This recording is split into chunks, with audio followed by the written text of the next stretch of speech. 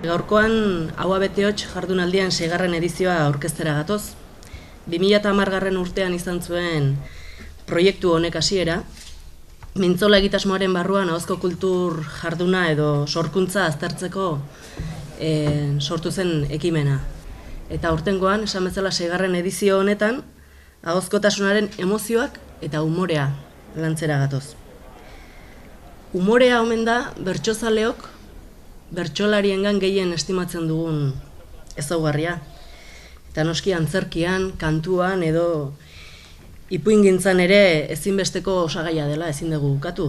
Baina pozaz eta umoreaz gain, haserrea, tristura eta beldurra ere presente ditugu ahozko kultur sorkuntzan.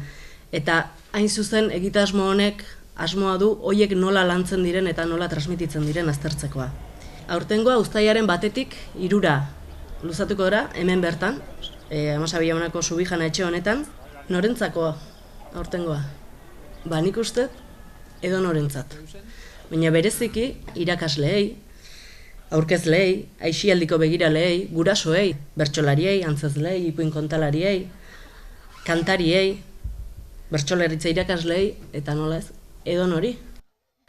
Lehendabiziko egunean goizeko 8:00 elkartuko gara hemen, eta harrera eta sarritzaren ondoren Amaia Vázquez psikologoak emango du lehendabiziko hitzaldia, emozioen kontrola jendaurrean. Ondoren, ipuingintzaren emozioak aztertuko ditu Itziar Zubizarreta Bularretik Mintzola proiektuaren arduradunak eta Galtzagorri elkarteko kideak, eta atsedenalditik bueltan Asisko Urmeneta marrazkilaria izango da protagonista Euskal Irria hitzaldiarekin. Ondoren, bertso eta marrazki saio berezi bat egingo dugu, marrazki irriatutako bertsoak jarri dugu izenburua, eta Asisko Urmeneta ariko da marrazkilari lanetan, eta Nerea Ibarzabal eta Unai Iturriaga berriz bertsotan. Bigarren eguna uztailaren 2 izango da, eta hemen goizeko 9:00 elkartuko gera.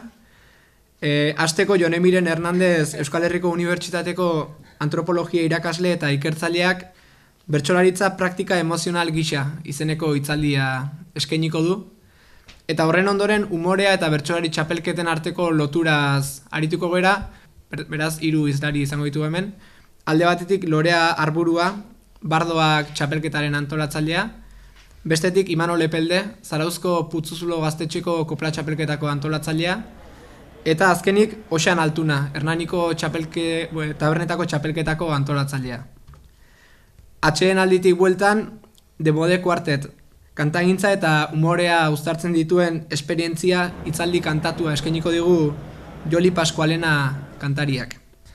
Eta jardunaldiak uztailaren 3 bukatuko dira, hasteko goizeko 9:00 Josu Florentino Klaunak klaun tailer bat eskainiko du umorea eragiteko ariketen inguruan.